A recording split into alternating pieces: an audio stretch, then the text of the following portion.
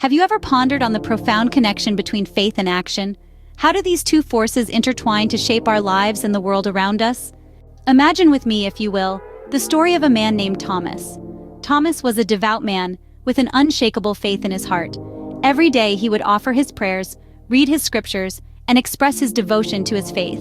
Thomas lived in a small village where many of his neighbors struggled. Poverty was an all too familiar sight, and many families barely had enough to eat. Despite the hardships around him, Thomas remained steadfast in his faith, praying every day for the well-being of his neighbors. One day, a terrible drought hit the village. The crops withered, the wells dried up, and the people lost their only source of sustenance. Desperation spread throughout the village like wildfire. Yet, Thomas continued his routine. He prayed for his neighbors, for rain, for relief from their suffering. But the heavens remained silent, the skies remained clear, and the drought persisted. The villagers grew weak, and their hope began to fade. Now, there was another man in the village named Samuel.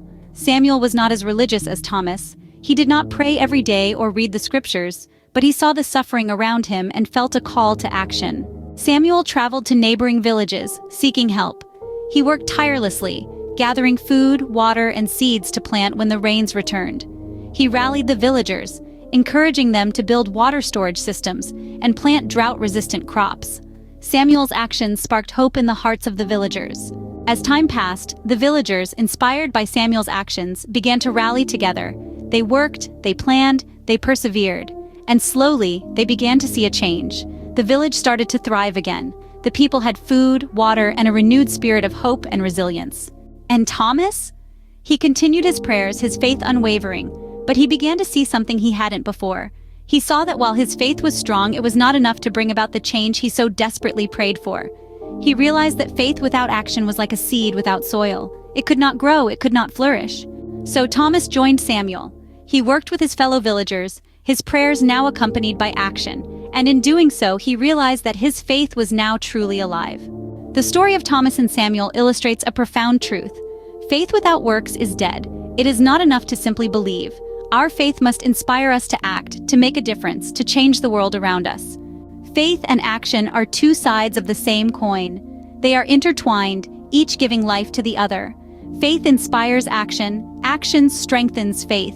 It is a beautiful cycle, a dance of divine energy that has the power to transform lives and communities. In summary, faith is a powerful force. It can move mountains, it can calm storms, it can heal the brokenhearted. But faith alone is not enough. It must be accompanied by action, for it is through action that our faith becomes visible, tangible, alive. Remember, faith without works is dead, so let your faith inspire you to act. Let it be the driving force behind every action you take. Let your life be a living testimony of love, compassion, and grace. Because at the end of the day, it is not just about what we believe, but what we do with that belief that truly counts.